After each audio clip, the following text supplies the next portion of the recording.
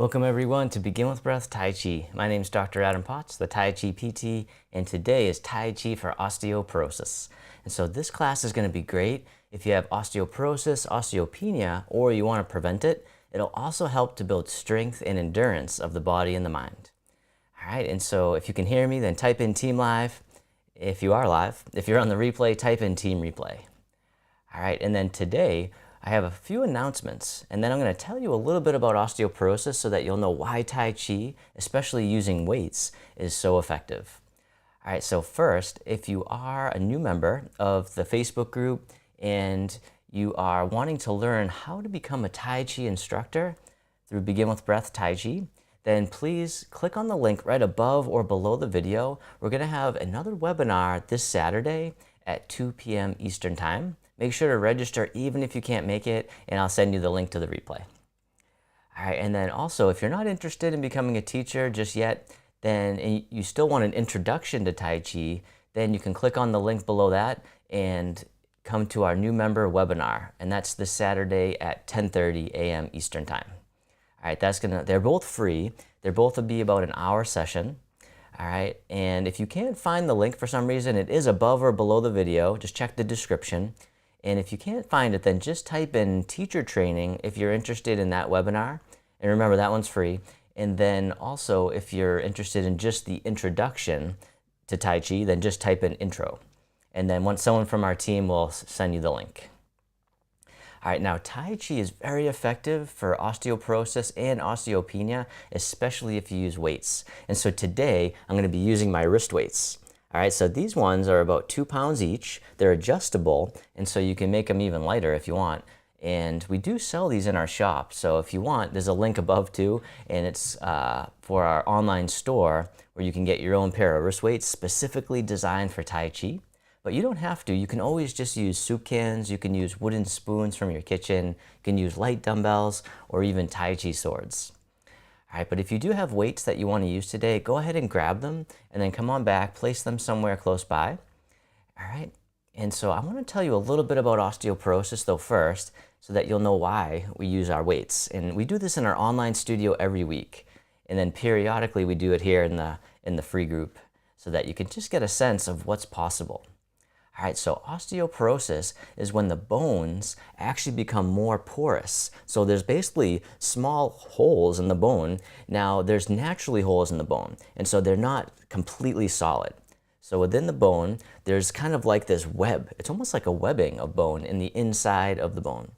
All right, so as we get older, the bone can start to thin if we don't use the bones if we don't use our body appropriately. All right, and so the bones can start to thin. It's called osteopenia. And then it can get to the point where the pores in the bone actually get really big to the point where it's considered osteoporosis. All right, and so that can be really detrimental, especially if you fall, you're more likely to break a bone. All right, and then we all know that if you break your hip when you get to a certain age, then that can put you in the hospital and can actually lead to mortality. So it's really serious. However, the fact that you're here today, you're already preventing that from happening, or at least reducing your risk. All right, now, if you want to reduce it even more, then you can add in weights to your Tai Chi. All right, you can, like I said, you can hold on to weights, or you can get these wrist weights, which are really nice if you have arthritis in your hands, or you just want something just where you don't have to hold on to anything. So, all right, and so what happens is when we don't load the bones enough, the body actually resorbs it. All right, so we kind of think of the bones as like solid structures, but actually it's constantly changing over cells every day.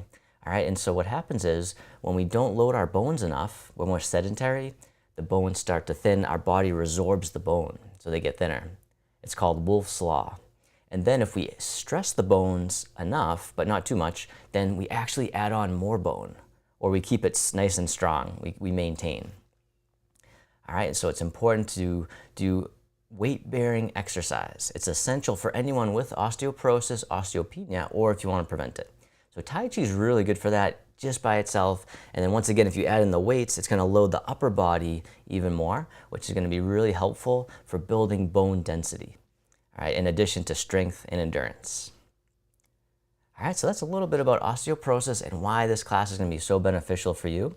And so we're going to do about a 15-minute Tai Chi flow. All right, and then after that, I'm going to show you some additional exercises to either prevent or reverse osteoporosis. So find a place where you can do some mindful movement. You don't need a lot of space, just enough room where you can reach your arms out to the sides and enough to where you can take a step forward and a step back.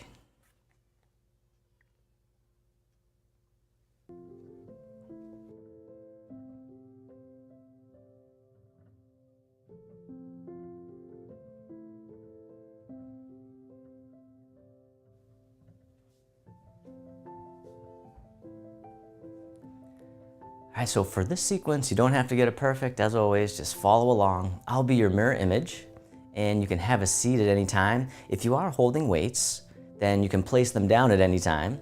And just remember to keep a loose grip, not too tight, not too loose. All right, or if you have your wrist weights, then you're all set. You can just do the movements as always. All right, so we'll begin with the feet together or as close as you can. The hands can come to the lower abdomen. And then taking a few deep breaths in and out, whichever way feels good for you. Or you can do the belly breath. As you breathe in, the belly expands. As you breathe out, the belly returns towards the spine, abdominal breathing. Breathing in and breathing out, arriving in the body, just letting go of all the worries from the day, coming into the here and now. And then on the next inhale, you can hold the breath at the top just for a moment and let it out with a big sigh, just letting out tension and stress. The hands can float down by the sides. As you breathe in, the arms float up. They circle in front as if you're gathering in energy, bring it into the heart, then send it down towards the earth, sinking the chi. Breathing in, gather. Breathing out, directing down. The chi is the source of our power and strength. One more time, sink the chi. And then step one foot out to the side, either foot. The arms float up in front, just to about shoulder height. And the arms float down, the knees and hips soften. Breathing in like mist rising from the lake. Breathing out, floating down, nice and soft. We call this opening the door, the start of the journey. All right, now this time as the arms float up, you can lift your heels, coming on the balls of your feet. And then as the arms float down, you can lift the toes. Rising up, if you like, and then floating down. All right, and then from here, the arms float out in front and then round out as if you're hugging a big tree, and then soften. The arms open wide, the hands float down, the palms face up. They float up the midline, pressing up overhead, and then floating out and down, holding up the sky. Breathing in as you rise up, breathing out, floating down, or take as many breaths as you need. My only rule is that you do breathe. So one more time, holding up the sky.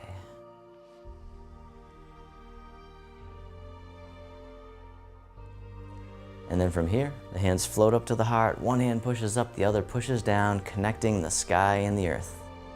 Coming back to center and then switching sides. Keeping the spine neutral at first. And then this time, if you want, you can do a side bend, but always easing in. Nice and soft. One more time, gentle stretch. This time, the bottom hand comes up and then push to the corner, the other hand pushes behind. Coming back to center, you can push to the other corner. The dragon spreads its wings. Nice and easy, nice and slow, no rush, nowhere to go. Can you be here now?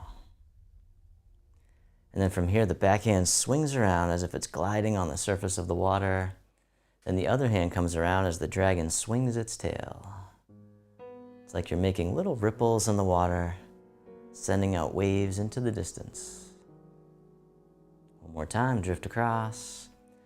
Then the hands come together, prayer position. They float up and then drift right across eye level, then across the heart, and then lower abdomen. Swimming dragon.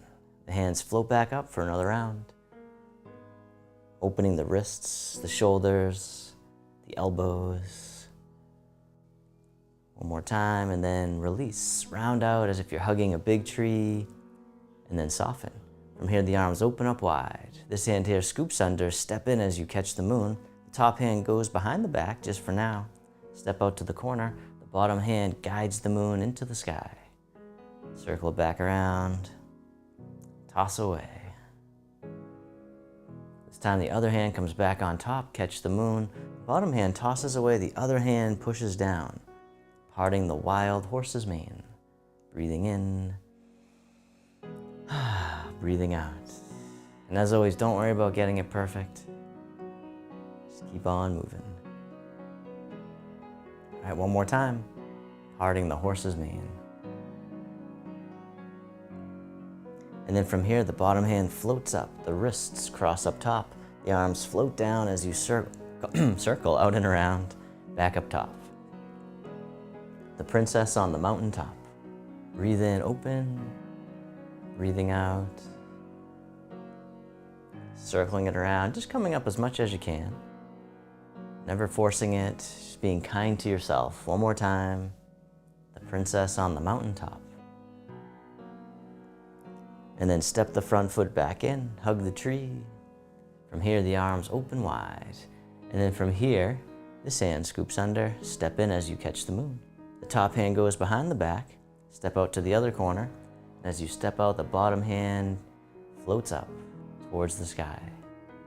Circle it around. One more time, just the bottom arm. And then from here, the other hand can come back on top. Catch the moon, bottom hand floats up, the other hand floats down, parting the wild horse's mane, creating tranquility out of chaos, the calm within the storm. One more time. And then from here, the bottom hand scoops up, the wrists cross up top, the arms float down as you circle out and around, and then back up top. The princess on the mountaintop. Breathing in, breathing out, and you can sigh out at any point during the flow. It's always encouraged.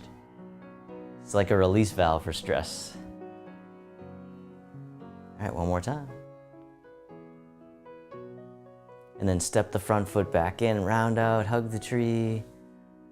Soften. From here, the arms open up wide, the hands float down, the backs of the hands face each other. They float right up the midline and then drift out to the sides. The fountain. Breathing in, breathing out. Moving like water, soft but powerful. One more time, see how much you can let go. And then reverse direction with the arms, circle in front, hug the tree. From here, the arms open wide. This hand here scoops under, step in as you catch the moon. This time, step out to the side. And as you step out, the bottom arm floats up until it's parallel with the earth. The other hand pushes down. And then circle it around, warding off. One more time, breathing in, breathing out. This time, bottom hand scoops under, fingertips slide down, circle it around, roll back. Shifting the weight, circling it one more time, and then this time, toss it away. The arm folds in, pressing palm to palm, shift the weight forward. Slide down, toss away, press. One more time. Breathing in,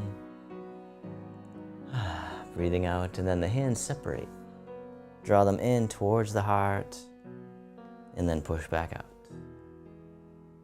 Breathing in, breathing out. One more time, the push.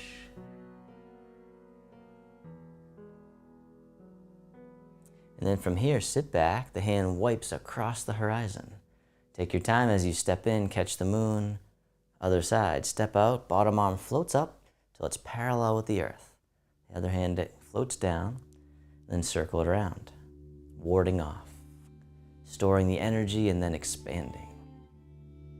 Breathing in, breathing out. This time, bottom hand scoops under, fingertips slide down, circle it around, roll back. Receiving the energy. Can we receive as gracefully as we give? This time we'll toss it away. The hand folds in, pressing palm to palm, shift the weight forward. Slide down, toss away, press. All right, one more time.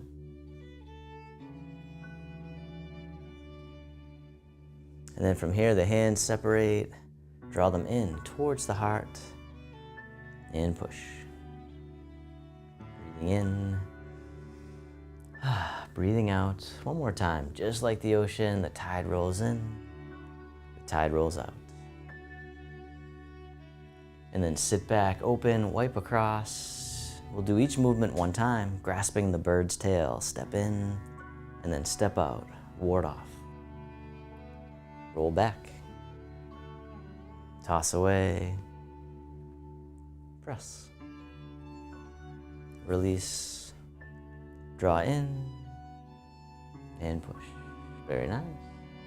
Sit back, open, wipe across, other side, grasping the bird's tail. Step in, take your time, step out, ward off. Roll back, toss away, press, release, draw in, and push.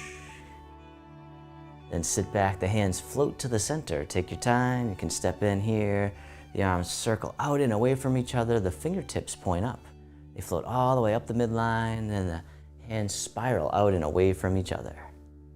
We call this silk reeling. Spiraling the energy throughout the body, creating healing and vitality in the body and mind. Breathing in as you rise up, breathing out, floating down. One more time, silk reeling.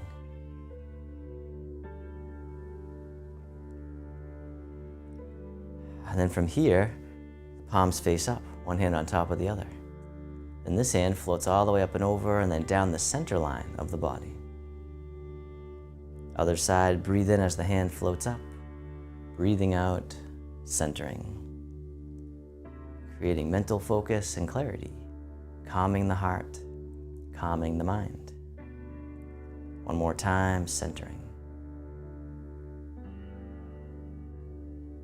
And then from here, both arms float all the way up and over just as much as you can. The hands float down to the waist as you soften the hips and knees.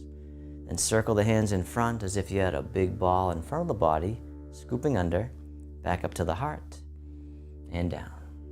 One more time, breathe in as you rise up, breathing out, floating down.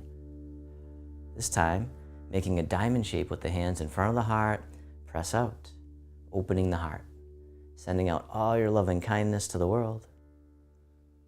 May all beings be free from suffering.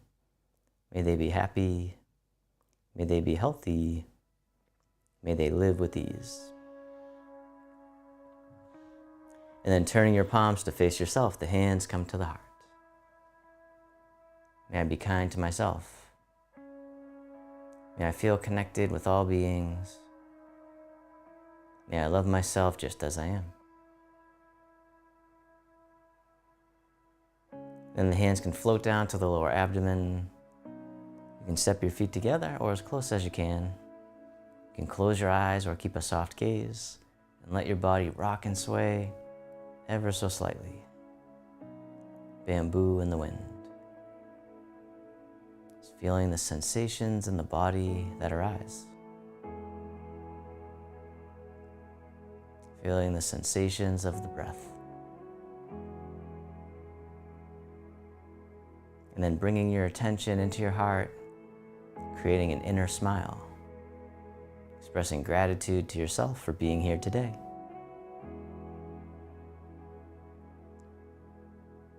And then if your eyes were closed, you can slowly open them. The hands can come together in front of the heart. And we can finish with a bow.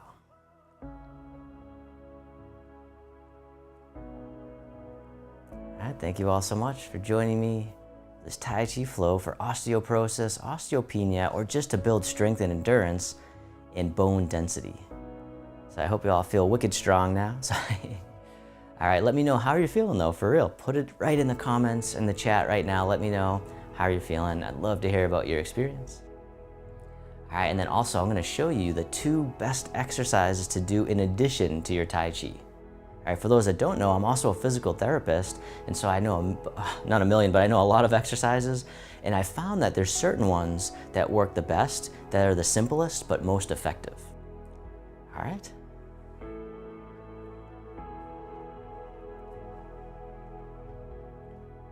Feeling wicked strong. Awesome, Karen. Yeah, I'm also originally from Boston, so sometimes it comes out.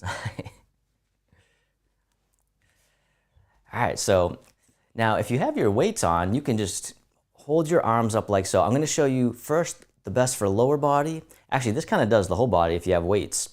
And so we have what's called the squat. So many of you probably know of this one, but I'm gonna show you how to do it correctly because most people do it wrong to where you can set yourself up for injury in the future. Instead, we wanna prevent injury. So I'm gonna show you how to do that now. All right, so start off with the feet shoulder width apart or even a little wider. It's even better if it feels comfortable for you. You want to feel nice and comfortable. You don't want to be kind of off balance.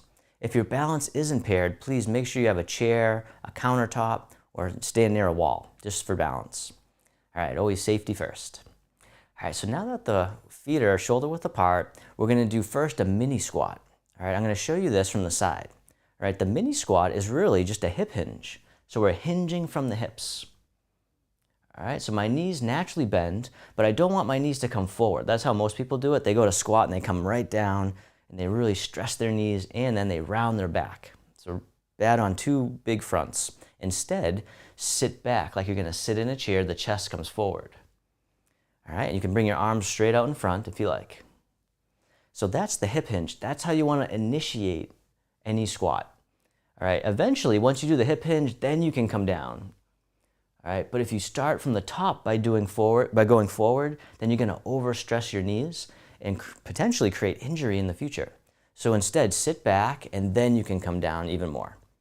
And then see how my back's neutral? So when I'm here, my back is pretty straight, right? But if I come down on my knees, then I try to come down, I'm rounding my back. So that's gonna actually potentially injure my back. So in order to protect your knees and your back, do the hip hinge first. And then you can squat down to how you might normally do it. Or you can just do the hip hinge. That's perfectly fine, especially if you're not used to doing much exercise. Then this is a great way to start, just doing a nice light little hip hinge, getting the pattern down. Because if you can get the right movement pattern, then you can prevent injury. All right, this is gonna help you in daily life when you're going to pick up something off the floor. All right, you want a nice wide stance. All right, and then you hinge from the hips, and then you can pick up whatever. All right, that's gonna protect you in daily life as well. All right, now if you wanna add in some weights, you can hold dumbbells or soup cans, or if you have your wrist weights, then you just hold them out in front, and then you can do the hip hinge and then into a squat. All right, notice how my toes are pointed out a little bit. All right, that's okay. You want your knees and toes in the same alignment. All right, you don't wanna be in and then squatting like that. That's bad. All right, you want your knees to be in that same alignment of your toes. That's really the key to protecting your knees, is sitting back, keep the feet and toes in the same alignment.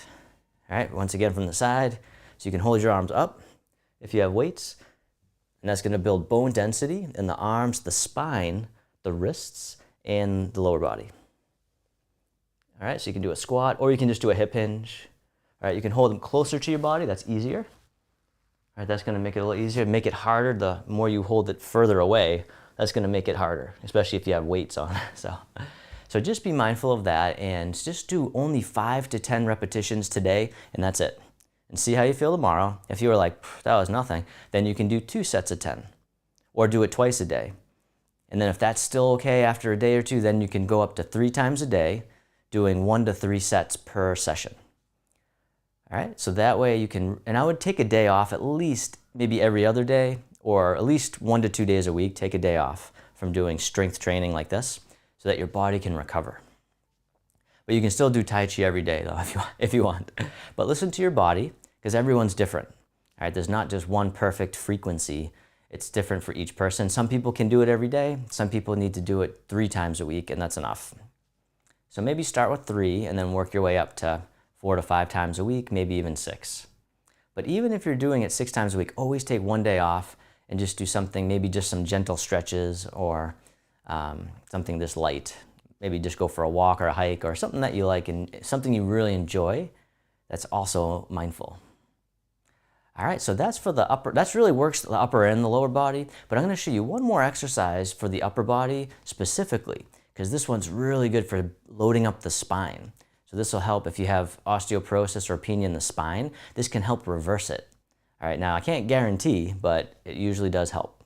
All right, so you can hold your weights right by your shoulders. All right, or if you have wrist weights, you can just make 2 loose fists. Or actually, you can make tight fists if you want for this. All right, you want to keep your elbows somewhat in. All right, you don't want your elbows flared out. All right, so you want your elbows, it's called a neutral grip. So if I opened up my hand, my palms would be facing each other. So that's neutral. This would be overhand, where the palms face away, and underhand would be palms facing towards me. Instead, neutral. All right, that's going to be the least provocative if you have any shoulder issues, right? So least likely to cause an issue. All right, so we're going to do one arm at a time. So what you're going to do is just punch up to the sky. All right, and then other side. Punch. All right, and just do 5 to 10 on each side. All right, and then you want to do that for about a week, once a day, or maybe every other day, just 10 reps, 5 to 10.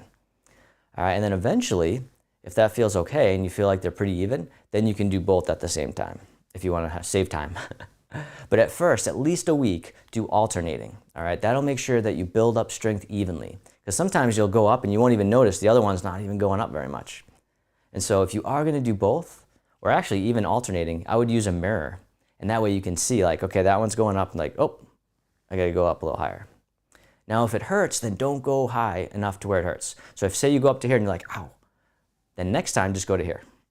All right, and just go up even a little bit is gonna build strength. All right, if that hurts still, then just do the squat. And you'll still build, if you're holding weight, you'll still load up the spine and the wrists and the arms. All right, so those are the 2 best exercises, the simplest, but most effective that you can do for osteoporosis, osteopenia, or if you just want to build strength functionally and endurance and maintain bone density. All right. So I hope you enjoyed today's session. We covered a lot, actually. So I hope you all enjoyed that, and let me know if that was valuable. Type in value if that was valuable. All right, and then I do have a poem that I want to share, a quote. Actually, I have a nice quote on strength that I want to share with you from, this one's from Mahatma Gandhi. You may have heard of him. So Gandhi said, "Strength does not come from physical capacity, it comes from indomitable will." So I really love that idea of just being very consistent, being very determined, and being flexible. And there's some days where you won't be able to do as much as you'd like. And so being kind to yourself, self-compassion is the cornerstone of Begin With Breath Tai Chi. It's really what I try to promote more than anything is mindfulness and self-compassion, because those are the things that I know I was missing for so many years, and it just made me suffer a lot. I tried to increase my happiness, but that didn't do it. It didn't help to beat myself up. It actually just made me less happy. Kind of like, not like insatiable in a way. So now I can practice self-compassion. So when things get hard, I can just simply put my hand on my heart and say, that was tough. Or this is tough. Or hey, this wasn't as good today. That's okay. All right, so once again, if you are interested in these wrist weights, they're really comfy too, actually. And you can actually adjust them. You can take off weights. And so you can make them as light or as heavy as you want. I think we have 1 pound and then 2 pound versions. So you can check those out. Click on the link above or below the video. You can check out our online store. We have a few other cool things there. And then if you can't find the link, just type wrist weights in the comments, and someone from our team will send you the link. All right, and then if you're interested in our teacher training that we're launching this summer, then please register for your free teacher training sample webinar. That link's also above or below, and that one is going to be Saturday at 2 p.m. Eastern. So I don't know if we'll have many more for a little while, so make sure you register for that one if you're interested, just to get some info, and I'll send you the replay even if you can't make it. And then finally, one more announcement. And so we also have a new member webinar. So for those that are not interested in the teacher training, then we have another one just to get introduced to Tai Chi in general. All right, and so that one's Saturday at 10:30 a.m. Eastern Time. Once again, register even if you can't make it. But just choose one of the webinars, and I guess you could go to both, but it might be kind of a lot. But yeah, the teacher one, we kind of incorporate the intro into that too. So it's kind of like a 2-for-1. And then, but yeah, if you just want to learn some awesome techniques and just get introduced to Tai Chi, then make sure to register for the new member webinar. If you can't find that one, just type intro in the comments. And for the teacher training one, just type in teacher training. So I'm trying to make it to where you can find, we'll find a way to get you there if you want, if you want to go. So just reach out to us if you want, and just let us know what you want, and we'll help you out. All right, well, thank you all so much for being here today. So I really enjoyed having you here, having your presence, your energy, and your attention, and I look forward to seeing you all again real soon. Thank you so much. Peace.